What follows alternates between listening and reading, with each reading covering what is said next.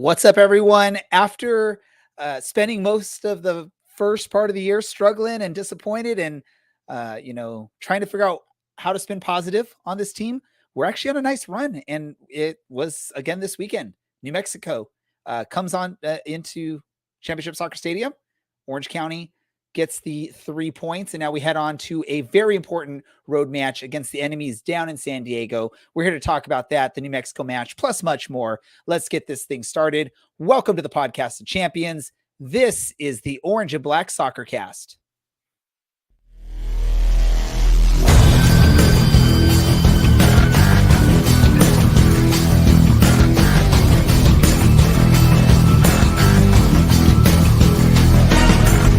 This is the Orange and Black Soccer Cast, the first and only podcast dedicated to Orange County Soccer Club, its fans, and supporters. Follow us on Twitter at OCSC_SoccerCast or on Facebook at Orange and Black Soccer Cast.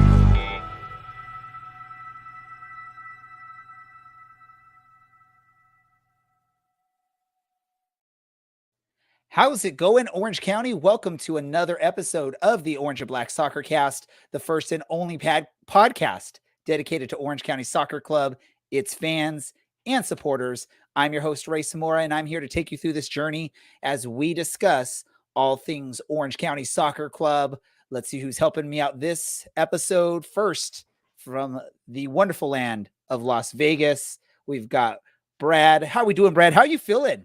I mean, this is a good time to be an Orange County fan this season.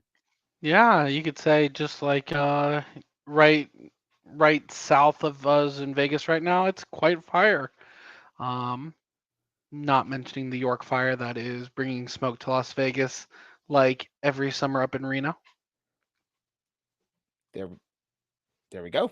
All right, we're learning things about fires and stuff in Nevada. Also helping me out is the bearded one himself, Mr. Larry. Look at Larry's put together a little bit of a background here. I think he was getting jealous of your decorations there, Brad.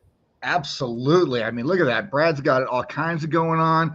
I'm feeling like a basic you know what right now in comparison to Brad. I mean, I just threw this stuff up on the wall and this is how it landed. But man, forget about my background. Let's talk some Orange County Soccer Club soccer and let's raise a glass to these boys because oh, are they looking good right now? Cheers, gentlemen. And to all you listeners out there, raise your glasses. Orange County Soccer Club is on fire. So we're going to start calling you Pink from now on, Larry, because we're raising our glasses to that. Let's get it. Larry does not get that reference at all. He has no idea what I just said. No. It's a song by Pink called Raise Your Glass. Listen to it.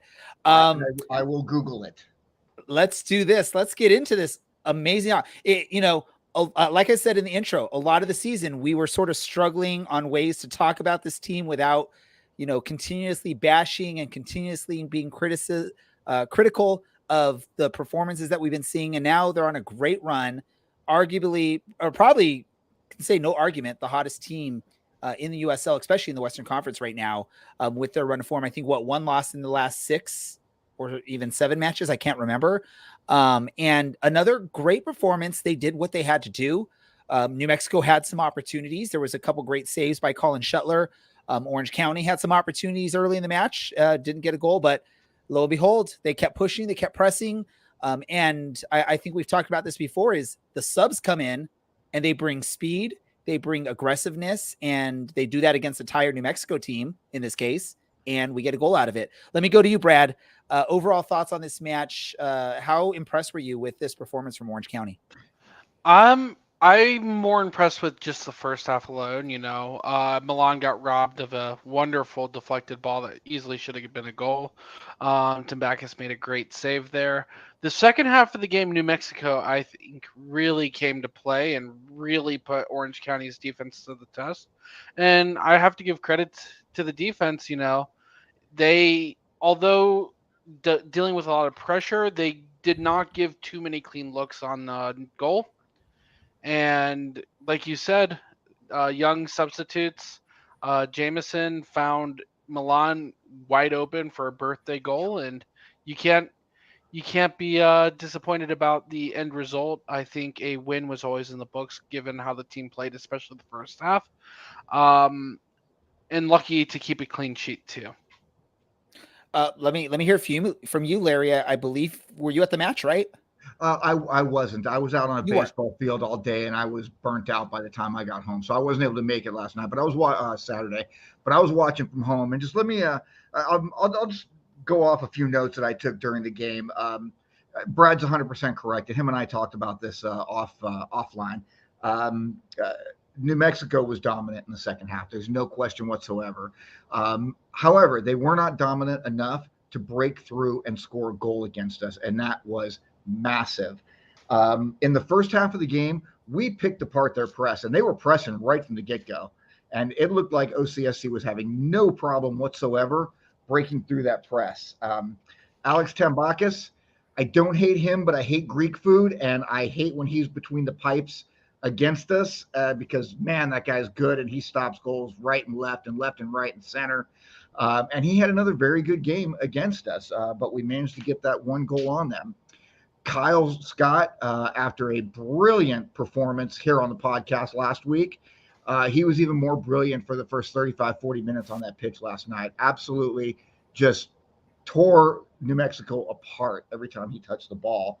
Shuttler was looking much, much more comfortable with the ball at his feet, which I'm very excited about. That was something that made us all a little bit nervous. And yeah, this was just a great performance from a team that is hitting its stride right now, and it's so much fun to see. It's so much fun to watch.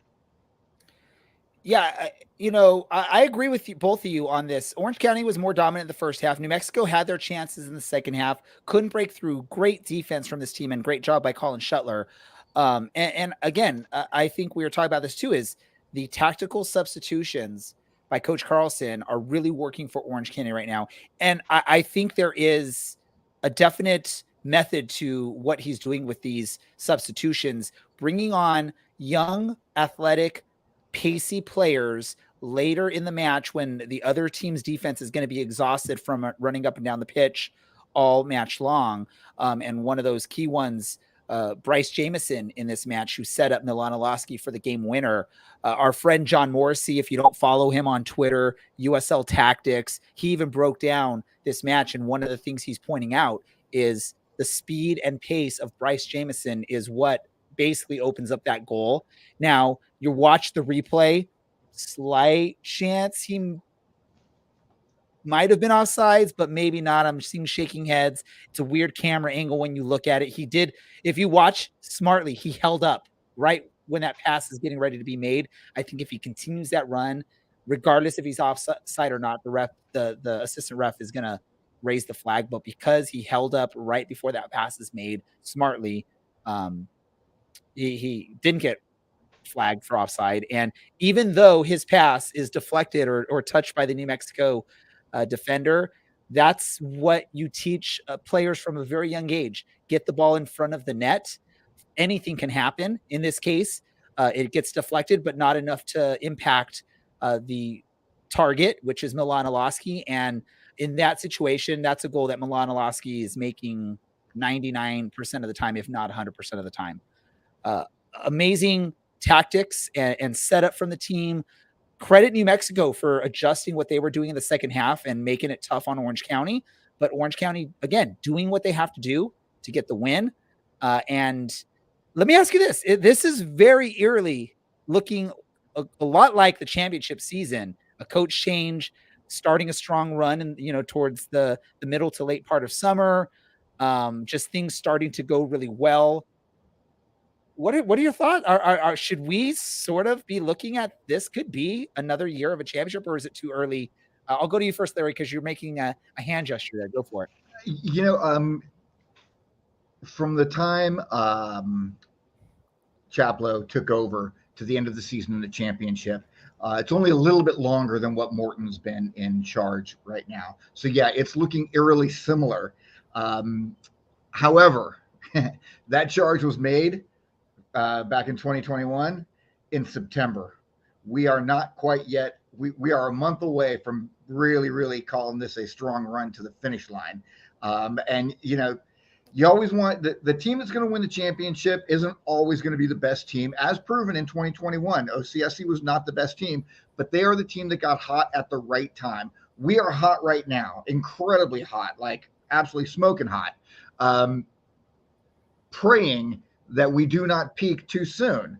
I would rather see a team go on a 8-game winning streak or win 7 out of 8 the last 2 months of the year than in the middle 2 months of the year. So although we look great and I am much more optimistic than I was 60 days ago, cautiously optimistic at this point. Brad? Yeah, this team playing very well. I just think comparatively to where we were in the 2021 season, I think the West Coast Conference has gotten leaps and bounds better. Just like Orange County has been better this season, the West Coast as a whole is a lot better top bottom. You're looking, we're I think what 4 or 5 points out of third place, and a lot of those teams in between us and there are really. Oh, we're 3 points. Sorry, a lot of the other teams there: Oakland, San Antonio, Sacramento, San Diego.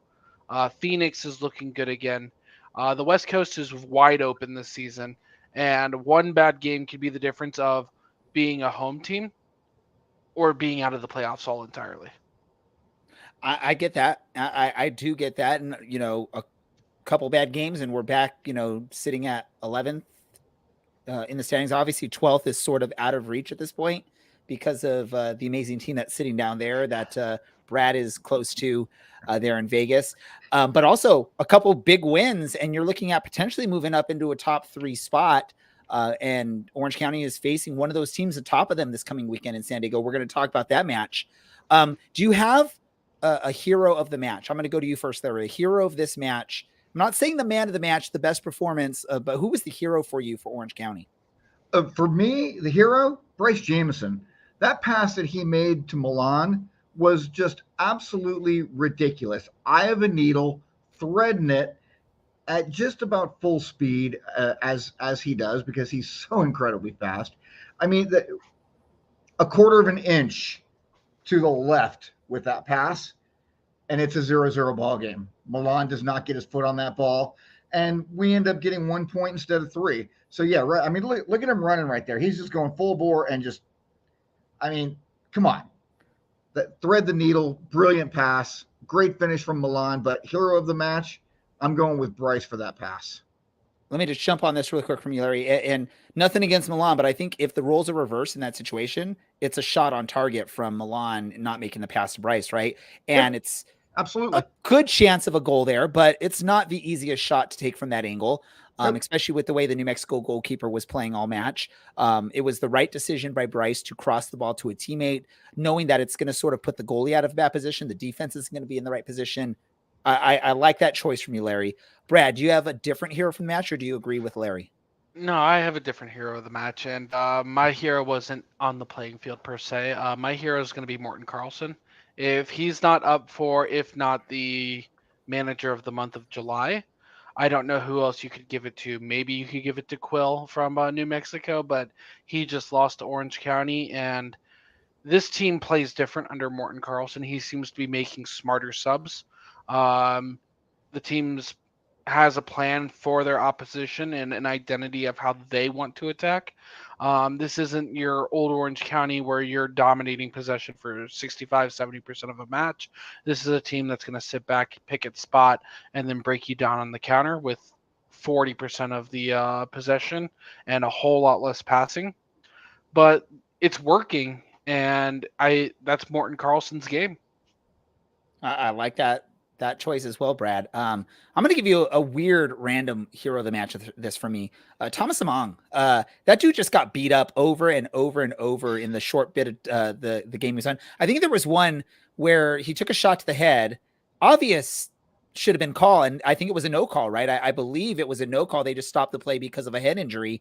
And then also probably could have scored clinching goal towards the end there, but was taken down by the defender. But the physicality of him really made a big impact also for the team in that second half when he came on. Didn't really get anything out of it, didn't get a goal out of it, didn't get any, assist out of it. But I think part of him being in there, it's forcing, you could tell New Mexico was sort of focusing on him a lot more.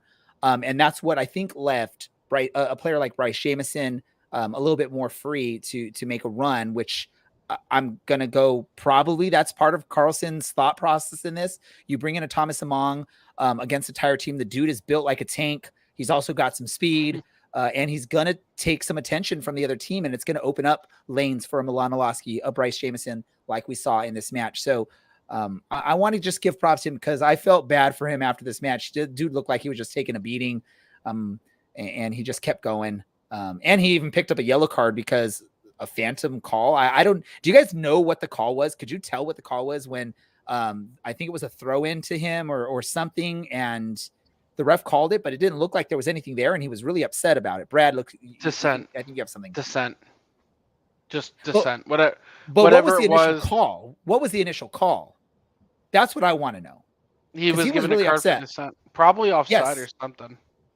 But I believe it was on a throw-in, which wouldn't be an offside. So that's why I was really confused, and I think that's why he was really, really upset. I understand that yellow card. You can't yell like that to the ref, but I think even the announcers were sort of confused on what the call was. I think they even made a comment about it, like they didn't really know what it was. Maybe a handball, but I wish, Larry, you were at the match because you would have been right there because it was right in front of CLC. You might have seen what happened. If any of our CLC people are actually listening live, feel free to jump into the comments if you saw potentially what that call was for. Not the yellow card. We know that what that was for, but what he got upset about on a call, let us know. We talked about this on Twitter. On our Twitter, we sort of posted this question. I asked people to be honest. How many of you 2 months ago would have believed that we would have been in this spot? After this match, we were sitting fifth. Obviously, San Diego, Colorado Springs played the next day, and we were naturally going to bump down to sixth. But I'm going to ask you two. I'll go to you first, Brad. 2 months ago, did you honestly believe Orange County would be sitting fifth or sixth in the table at the end of the month? At the end of July? No. However, I don't think anybody would have projected anybody to be this close to each other. Like I said, we're 3 points off of third, and the the Western Conference is just built different right now. The Western Conference. Get that right, Brad. Larry, honestly, did you think 2 months ago that we would be where we are on the table? Ashish Chada knew. He believed. Ashish Chada knew, which is just absolute, complete, and total proof that these guys know more than we do. No, I was salty. I was angry. I was not Peter positive. I was, the answer is no, just no, I didn't. But again, I'm so glad that they have turned it around. And I mean, the house is full every weekend that we are having home games, and the crowd is loud. It's a very, very good time and a very good summer to be an Orange County Soccer Club fan. Well, to keep this up, Orange County is going to have to get a win on the road in a hostile environment, sort of a rivalry here at this point. And we've got a competition of beers. I still think mine's the best here, but we've got our good friend, former host on our show, Mr. Alan Underwood. He's here joining us. A long time no see. Alan, how have you been? Good. Things have been good. I hear the dogs. The dogs are missing us. The dogs are wanting to get in on this as well. Things are going pretty well. San Diego's glorious. I'm not looking forward to going back to Riverside full time during the week because it's hot up there, but things are going well down here. San Diego is playing just as well as Orange County is, so I'm really looking forward to this matchup because I do think it's a good yardstick for both teams to figure out kind of where they are in reality, right? Because San Diego is coming off of a gauntlet, and Orange County has been playing some teams that they definitely should be beating, and it's good to see them actually beating those teams because in the past that always hasn't been the case. So it's good to see Orange County playing up to where we all thought they would be at the beginning of the season. So I'm going to give you a fair warning here. One of your former co-hosts on the San Diego pod you used to do, Mr. Chris Walker, sort of came in with that same thought of, hey, New Mexico is also playing pretty well right now, so don't count them out. And we all saw what happened this past weekend at Championship Soccer Stadium. What's been going? How have things been going? Obviously, Orange County fans are going to recognize a familiar name He's been contributing to San Diego's play this season. That's Ronaldo Damas. Let us know how he's been doing, and what other players are the ones that are dangerous for Orange County this weekend? Yeah, maybe not as good as people might have hoped. He's slowly coming in. He's a guy off the bench. You mentioned earlier in the show, you're putting some speed guys on when the defense is tired.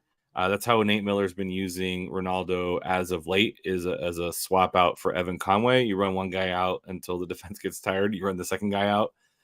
He did score yesterday on a really nice play from a newcomer. You might know him as Enoch Mushagalusa from Lou City. I believe he likes to be called Matiti now. He's been a nice little addition. San Diego's been struggling with injury bug, and they had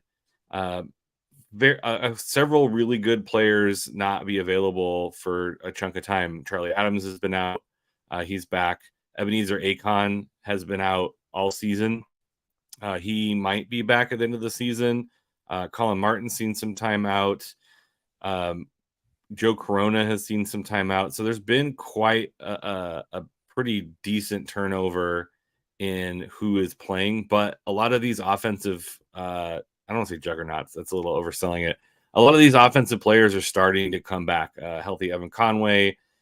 We saw Charlie, Joe, and Colin play in that midfield, which makes for a very strong and savvy midfield. Adrian Perez has probably been the star of the season as far as a newcomer is concerned. He's played on the wing. Nick Moon is pretty much out for the season, and Adrian Perez has stepped in and has been a wonderful, wonderful player for San Diego. He's really good on the ball. He comes from the indoor, so his on-ball movement is very, very good. Some names that have been playing pretty well of late. Tumi Moshabani has played and stepped in well in this kind of second striker kind of 10 role that he seems to be doing fairly well in as of late. And then Koke has been very strong the past couple of games, 3 clean sheets in a row. The thing that's been, to not answer your question, the thing that's going to be the issue, and I think Orange County could take advantage of, is the injuries on that back line. OC's favorite San Diegan, Grant Stoneman, went out injured. Not sure what his likelihood is playing against Orange County. Wasn't quite clear what that knock was. But halfway through the game, or halfway through the second half, San Diego was playing with a backline that's never played together with Camden Riley, Carlos Guzman, a new signee, as well as another new defender. So that's kind of where they're shaky. And I think Orange County can take advantage with those speedy guys on the wing, particularly. That's been a little bit of a weakness for San Diego. All right, so I guess that means it's my turn to ask a question. So, other than the what do you call it, friendly match you guys had against Barossa, that 6-0 side, San Diego's been quite the defensive stalwart. Even though, like you said, there's been a bunch of injuries. How have teams been breaking down San Diego's defense, and is that something that Orange County is capable of? What's the word? Replicating. Words hard. Yeah, we saw Colorado attempt to do this a little bit last match. Borussia Dortmund was able to take advantage of this. It's kind of ball over the top and beating guys with speed. The defenders are really aggressive and press high, right? Koke comes out as kind of a second center back, if you will, when they have possession. If you look at his heat map from last game, it is pretty insane that his average position is outside of his 18.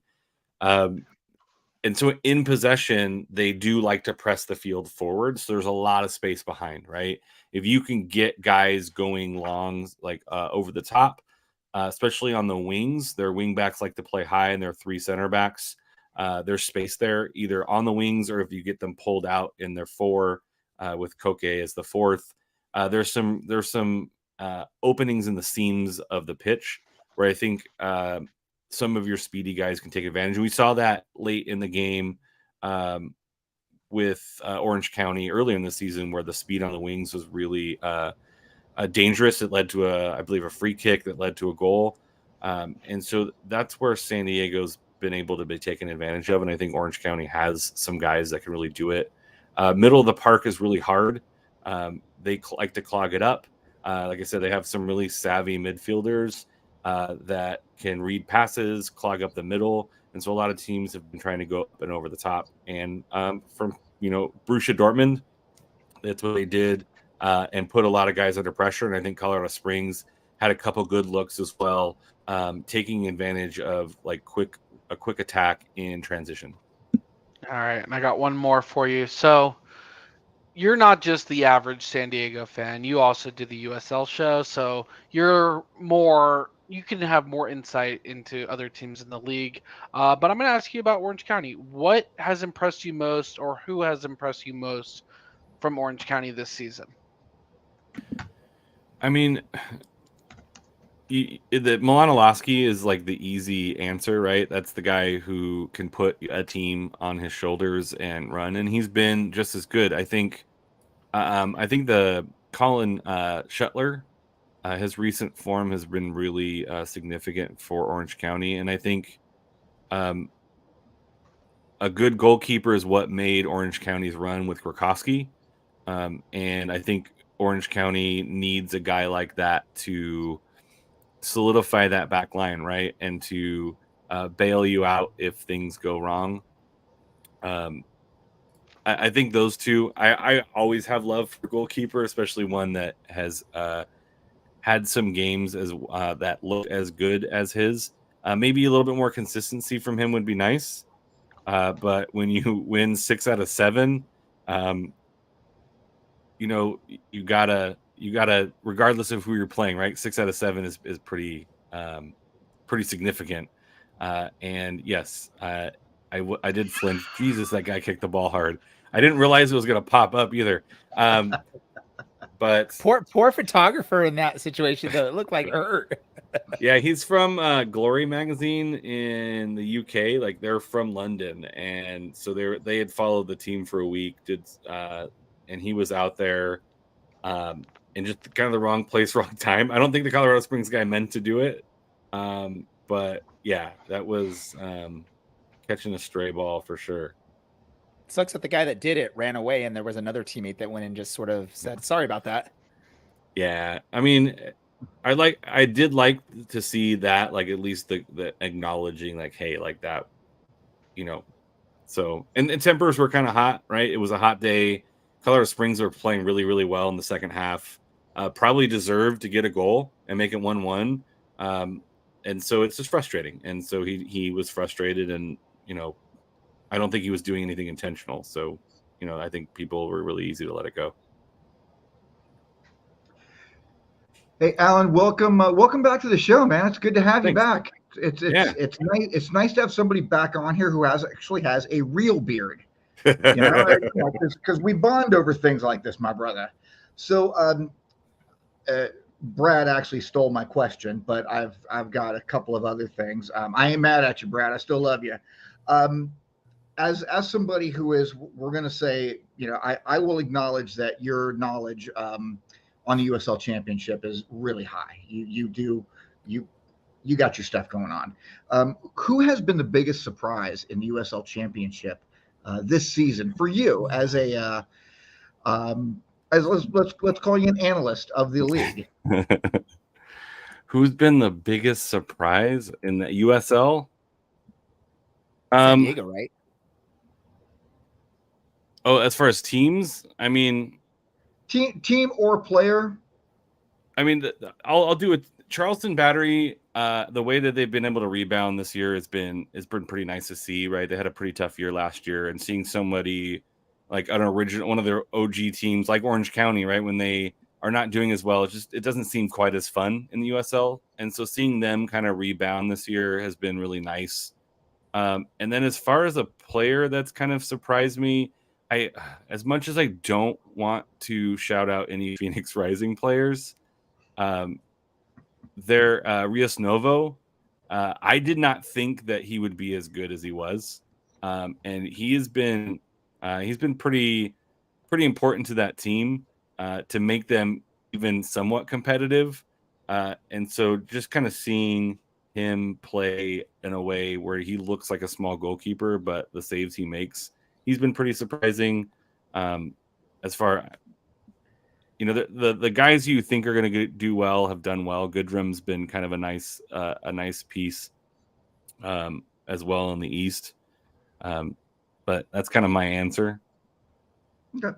And one comment I would like to make.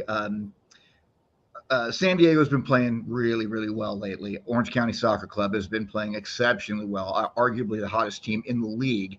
But in regards to San Diego playing well, I would just like to point out that everybody who we have played over the last 2 months was playing well until they came to our house or until we went to their house. So I just want you to keep that in mind. And Brad, I'm looking at you right now. No, me and Alan are not betting our beards. Don't ask.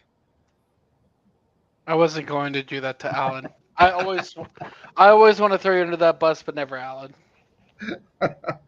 So, Alan, I just want to ask you this because we do have a guest ready to join. Are you needing to head out, or do you want to hang a little bit longer? I got a hard out at 8:45, so I can hang out for a few more minutes. That'll be our interview. We'll let you maybe ask a question. Just hopefully they won't. This guest won't leak too much information for you to relay over to the San Diego team. But let's welcome on our guest here that's joining us next. Defender, but also always way up on the pitch for Orange County Soccer Club. Probably runs the most of anyone on the team, and that's Mr. Ryan Doghman. Ryan, welcome to the show. Oh, I think you're on mute, Ryan. I don't know if you can figure out how to unmute yourself there. Yeah. My bad. Here, thank you. Good to be here. No, we're excited to have you. I think you're one of the players that we've been hoping to get on this show for a long time, and finally we were able to make it happen. Let me just ask you this question right up, because you seem to be all over the pitch, up and down. You're like up there participating on the offensive part of the game, and then having to hustle back on defense. Have you clocked or have you kept track or found out how many miles you run on an average match? Yeah, we usually have the pods. I'm not sure in miles, but in kilometers, it's usually around 12, 13K. Yeah, there's so many parameters now in the game. You have sprint distance, high intensity. It's a lot of different ones.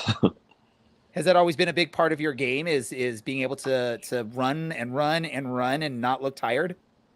Yeah, absolutely. It's been a big part of it. I always feel like the more energy and the more better physique you have, the more runs and the more things you can create. So that's been my view on it. What do you attribute to the team with their great run of form lately? Obviously, the start of the season probably wasn't anything to be excited about for the players, the coaching staff, the front office. But over the last couple of months, you guys are seeming to gel. The tactics seem to be working right. What do you attribute to that? Well, we obviously didn't start off the season as we wanted to, as everybody saw. We made some changes, and I really have to give Morten a big praise of how he's really sticking to the process, because like we're in a performance and result based business. We get judged every Sunday or Saturday, I mean, and it can be hard not to be too affected by it and actually like stick by the process. So I feel like now we're more worried and concerned and more focused about seeing our level increase. And like as a result of a good training week, we will have good results. So for me, that's been the biggest thing. Over time, good training weeks, a good culture will give you results for sure. All right. So Ryan, Brad, nice to meet you. And you're doing amazing with the team so far this year. But one place when people think of footballing, nobody really thinks of Norway. And you come from what? The second division of Norway. How does a player come from the Norwegian second tier to U.S. second tier? And just tell us a little bit about your experience growing up with football. Yeah, I've been playing soccer or football since I was a young kid. I played a lot of different sports when I was young. My journey of coming over here was kind of a bit random. Actually, I was having a good season. I had a different couple good offers, both in Norway and overseas, and basically a person Peter used to work with tipped me off to him in the fall, and the club watched a couple of games with me, and then we got to talking after the season.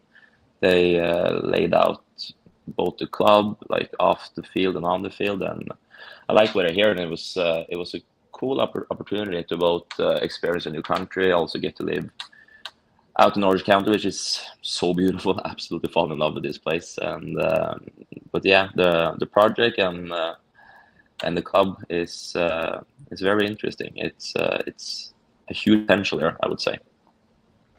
Awesome. Since I stole the question of one of our listeners, I'm going to ask his backup question for you. Normally we wait to ask kind of for a shout out, but what's your favorite restaurant that you've been to or place that you've been to so far while you're down in Orange County? Oh, it's got to be tough. I've been to quite a couple. If I have to choose one, actually, I think I have to go for Kava. I recently just went there. Like 2 weeks ago was my first time there, and I absolutely loved it. I have obviously I'm a Mediterranean background, so getting some really good hummus was good for me. I agree with you. It's a really great place for those that are unfamiliar. It's like the Chipotle of Mediterranean food. Go and tell them what you want in your bowl or in your pita, and they put it together for you. It's a great place. I love it. Yeah, so you score a goal to hold bring on, team... Alan. Yep. Hold on, Alan. I gotta just remind Ryan. Alan covers San Diego. He knows the team. He knows the players there. Do not divulge any sensitive information to the enemy here at this point. But Alan's a friend of ours, so we'll let him ask the questions. So you don't want me to ask what is your tactical setup? And no. So you score a goal to bring the team even 3-3 right before halftime in what was that? Were you? Memphis. Take us through that moment. What was that like, scoring your first USL goal? And what did that mean for you and for the team? Yeah, at the time it was a weird game for us. It went back and forth. We were talking about it after the game. We didn't even like celebrate the goals properly because we were just like so focused about we need to get back in the game. But looking back at it, it was good to get the record going. I've had a couple goals already annulled, so it was good to finally not get one annulled. And it was good because I think that goal was initially the timing of it was very important, right before halftime. Yes, originally it was I think so marked as an own goal for Memphis. So am I up? Me? Go for it. Go for it. Hey Ryan, Larry, how you doing, buddy? I'm good. How are you? Good. Hey, welcome to the show. Glad to have you here. I've got a few kind of left and right questions here for you. Just in case you're not aware of this fact, you are really damn fast, or you probably are aware. So there was some. I was actually in watching the game on Saturday. I actually was commenting to my fiance. So I wonder who the fastest guy on the team is. So that's question number one. Who is the fastest player on this team? Is it you? Is it Bryce? Is it Correde? I'm backing myself 100%. In that one, there's no question to be had. I absolutely love that kind of confidence. Now, have you heard the chant that the County Line Coalition has done for you? I have not, actually. I've been looking forward to it. You have not? Okay. Well, are you at all familiar by chance with the show It's Always Sunny in Philadelphia? It sounds very familiar. Okay. I don't think. In our chat, I'm going to put the words to your chant, and I'm going to play this because I got it queued up on my phone so you can hear where this comes from. Can you hear okay? The evil that was here. Yeah, I hear. Okay. Naturally, for I am the day man. You once were a boy and now you are a man, and I am in love with you. That's right. And now I am in love with you. Day man. Fighter of the night, man. Champion of the sun. You're a master of the body and friendship for everyone.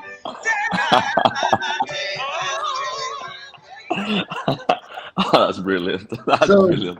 Dog man, fighter of the right man. Boy, that man can run. He's a master of defending and friendship for everyone.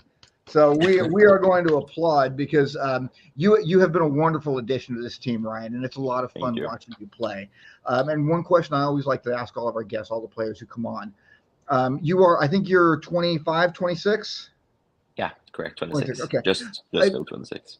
Happy birthday. When did you feel like, you know what, I'm pretty damn good at this. I think maybe I can make a living and get a paycheck playing a game, doing something that's this much fun professionally.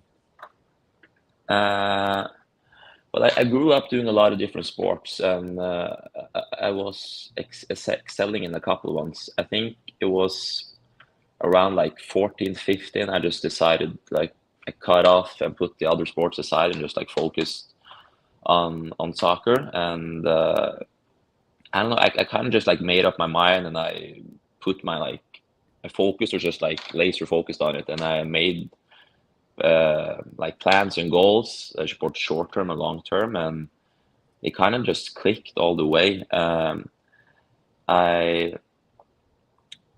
first time just like getting the feeling of, yeah, I can absolutely do this was probably like when I was like around 16, 17, and I was getting some good compliments and good words after training with a team and from a really good coach. So that's just like reassured me. And then I started playing professionally at 18. Yeah.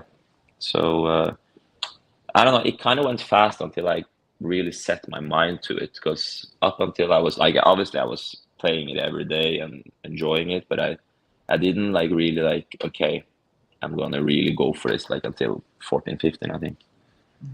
And those other sports that you talked about that you played, how many of them involved skis and or ice skates? Not as many actually. I only ski and ice skate like on when I get back home. Obviously, every vacation we have to do it. It's impossible to live in Norway without going on ski trips or ice skating. So that's a mandatory activity over there. But no, I was more into all the ball sports, to be honest. Okay, gotcha. Well, let me just jump in really quick. And I don't know if you were going to mention this, but word is that you were really good at table tennis. What made you pick soccer over table tennis? It's a good question. I don't know. I just a love for it. I found it basically more fun. Also, the whole process around it with table tennis, it's as in soccer, it's a lot of repetition, a lot of training, but it was inside all the time. Like the people actually don't understand like how much of a repetition, how much training it takes like to compete in table tennis. We're talking like 12 hours a day. It's insane. So I don't know, it was more fun playing soccer, being outside in the sun, enjoying it in a different way, kind of. So yeah, I would just say the love for it. Sorry, go ahead, Larry, if you had another question. No, I'm good. I just want to say it's been this season, Ryan, it's been an absolute joy watching you run up and down the pitch and what you've been doing for this team. And man, keep on doing what you're doing because the fans are loving it. I know us here on the show, we talk about you every week. Yeah, just keep it, and we will all be extremely happy at the end of the season, I think. We definitely will. Let me ask you this, Ryan, because everyone knows I'm a huge music buff here. I like to ask this question to all the players: is whatever type of music service you use to listen to music, whether it's Spotify, Apple, or hey, old school with LPs or cassettes or CDs. If you were to like open up your music player right now, what question or what song would be playing on your Spotify account?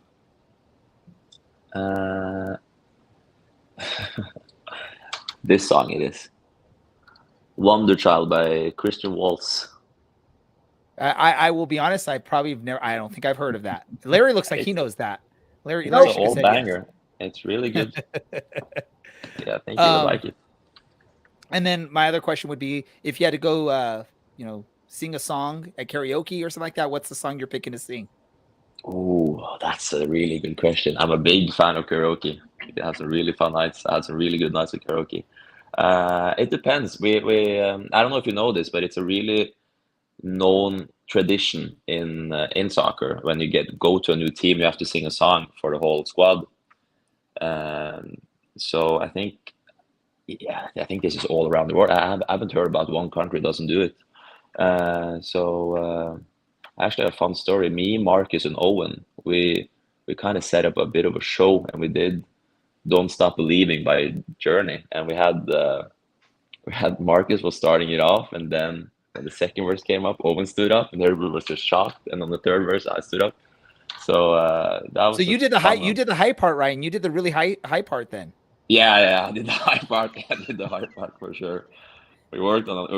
We worked so much on it, though. It was funny. Sparky actually posted a bit of that on Instagram, so most of us have seen that, and it was that's cool. It was entertaining. It was definitely entertaining. So we got to ask you one more music question, and we've had a few other players come on here, and we've asked them this question: who has the best taste in music, and who has the worst taste in music on this on the team, in your opinion? Oh, in my opinion, I have to give.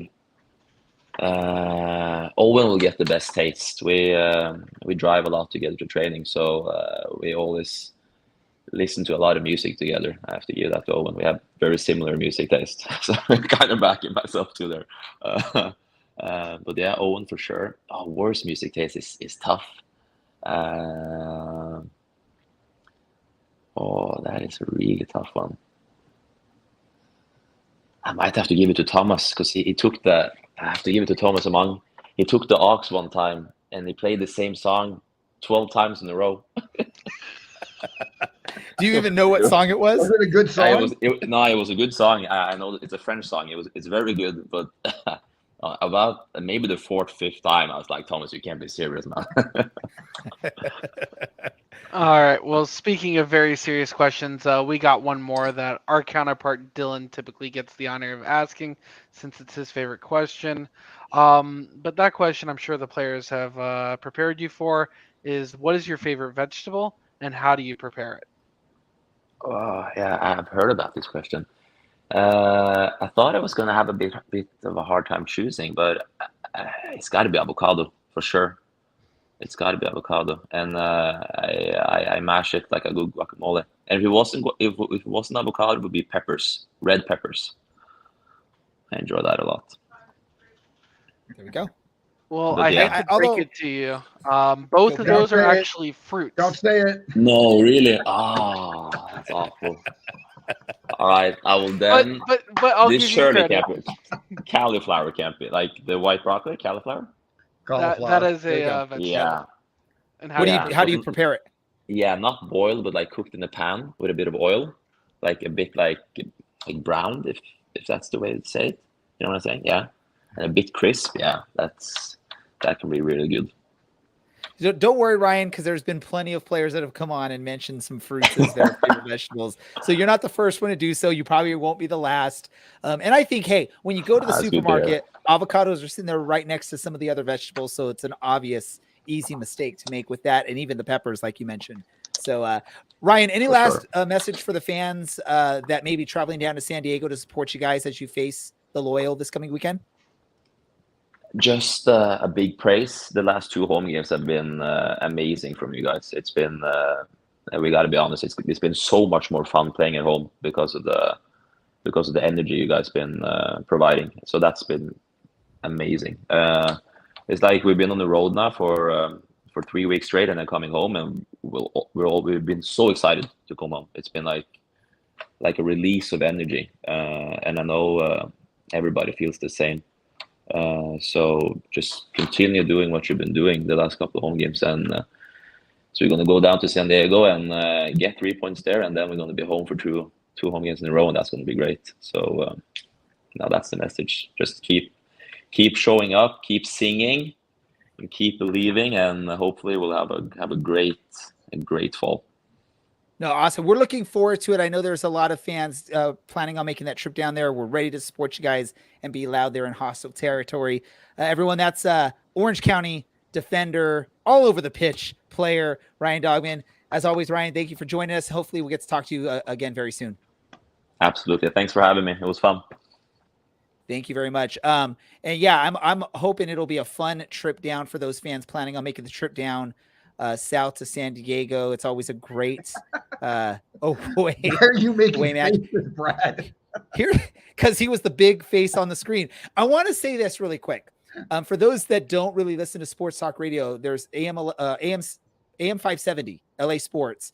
There's Petros and Money Show. They're the afternoon drive home show. Petros Papadakis and Matt Money Smith, and they like to play this clip from, I think it's an old movie, Dogman, and it's like something they do pretty much quite a bit. And I've spammed them a little bit trying to say, hey, you like Dogman so much, pay attention to Orange County Soccer Club. We've got our own Dogman. We've got Ryan Doghman on the team, and I haven't gotten a response yet. So I'm going to urge all you Orange County supporters, fans, friends, let's spam the PMS show.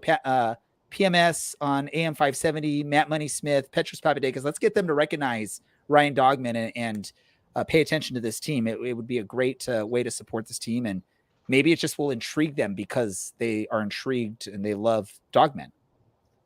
So let's do this. We didn't get to our predictions or our stats after we were talking about the New Mexico win, and we didn't make predictions after previewing San Diego. So let's get into that right now. Let's see where our stats are right now, or where everyone's standing. Brad, go for it.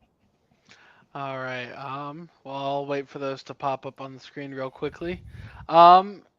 Pretty good week for a lot of us. I believe the statistic was 70-something% of us picked in Orange County, maybe even 80-something% picked in Orange County victory. And only a couple of people picked a draw. Actually, I'm wrong. It's 93.6%. So everybody going into the New Mexico game was very optimistic about an Orange County victory. As the stats show up on the screen, there you go. 93% of people thought a win was going to happen.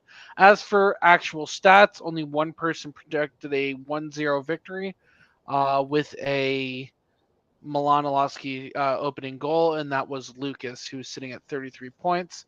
And overall, Taylor is still kicking butt and taking names. So if you're trying to take this seriously, you have Taylor to catch. There's a reason Taylor was a professional player at one point, and she's really good at soccer. So she knows her soccer knowledge is vast compared to, especially the three of us on the show tonight. No disrespect to you, Larry or Brad. But hey, I'm at least in third place at this point. I'm actually beating Larry now. That's a shocker. Go, Larry. Please let me add that for 6 straight weeks, I have guessed 7 straight weeks, I have guessed the same score, and we have won 6 of those games. Want to take a guess what I'm going to predict for this week's game? Go for it, Larry. What's your prediction for this week's game? 2-0 San Diego. And who is the first? Oh, wait, there's going to be no goal scored. There's going to be no goal scored. Oh, Dude, man. I started doing that. I talked about it earlier. 60 days ago, I was bitter and angry. So that's what I started predicting, and then they started winning. How can I possibly change it now? Can't do it. There we go. So there's Larry's prediction. By the way, if anyone wants to share what their predictions are going to be, throw it in the comments. We can share them on the screen. Brad, what is your prediction for this upcoming match? This is one of those games that if we come out of this with a draw, I don't think any of the three of us are going to be complaining. And with how both teams are playing, I think it's still safe to say that Orange County 2-1, and first goal scorer being Milan. I'm going to go back to Milan. Perfect. My prediction for this match is going to be a 3-1 Orange County victory over San Diego, with Ryan Doghman scoring for Orange County the first goal. Let's get into this. Some quick random thoughts before we wrap things up on this episode. I'll go to you first, Larry. Random thought. Oh man, random thought. Random thought. I have discovered the beauty of an Irish whiskey old fashioned. They are delicious and they are strong, and one is plenty. Thank you very much. But you should do 3 or 4 just for the fun of it. Brad, that would be, I'd love to see 3 or 4 old fashions into the show, Larry, at the end of the episode. Brad, what's your random thought? All right. So my random thought, Dylan did music. Did books and literature, and you do music. I'm going to take a page out of your book. I'm starting to collect some vinyl, and I found this guy, The Who's Tommy, in the record store for $15. It's used, and the album cover's been a little bit beaten up, but that's my album of the week. I love Tommy and The Who in general, and although that's not necessarily all my taste in music, that album has a very special place in my heart because it's one of my dad's favorites from The Who. Be honest, Brad. Like, Alan's background is what inspired you to look for the LP, right? Like, and reference that, or no, you didn't even notice Alan's background. No, not at all. Alan had a bunch of LPs in the background. I was about to ask him how many of those he has. Not you, No, Larry, Alan. The other. I have a bearded guy. record player sitting on the area next to me, and I just have a bunch of records thrown out. That's just the one that I wanted to share this week. Awesome. My random thought is actually going to be related to this upcoming match. I want to see as many Orange County fans making the trip down to San Diego. I know the club has released their ticket options and even a bus option for those of you that don't want to make the drive or don't want to have to deal with driving after you've been drinking at a soccer match. So go and I believe you can get that information on the social medias or even on the Orange County website. I'm planning on making the trip down there with my family, and I'm sending the invite to some friends and other soccer people that I know. Hopefully we can get a good turnout there, and let's be loud in San Diego. Larry, are you making the trip? I do not know yet. It all depends on if I'm going to be on a baseball field or not. I won't know that until probably Wednesday. Skip stickball and come to San Diego, and Brad, somehow make the trip down to San Diego. Let's make this thing wild for Orange County. I'm joking. I know you got a lot of stuff going on, but hopefully I get to see many of you at the match in San Diego cheering on Orange County, and let's make it a good one there. I want to thank our good friend and former host of the show, Alan, for taking some time and joining us. Miss that guy and love whenever he gets a chance to make it on the show. Alan, you're welcome back anytime. You're sort of an honorary member of the show, so just let us know whenever you have free time to come talk with us. Also, Ryan Doghman from Orange County for jumping on here. Don't forget Spam, PMS, Petros and Money, Matt Money Smith, Petros Papadegas, and let's get them talking about Orange County because of Dogman. All you listeners, thank you for listening. We appreciate the support and you listening and commenting on the show. For Brad, for Larry, for Taylor and Dylan who couldn't make it tonight, and for our producer Andy, my name's Ray. This is the Orange and Black Soccer Cast, and we are out.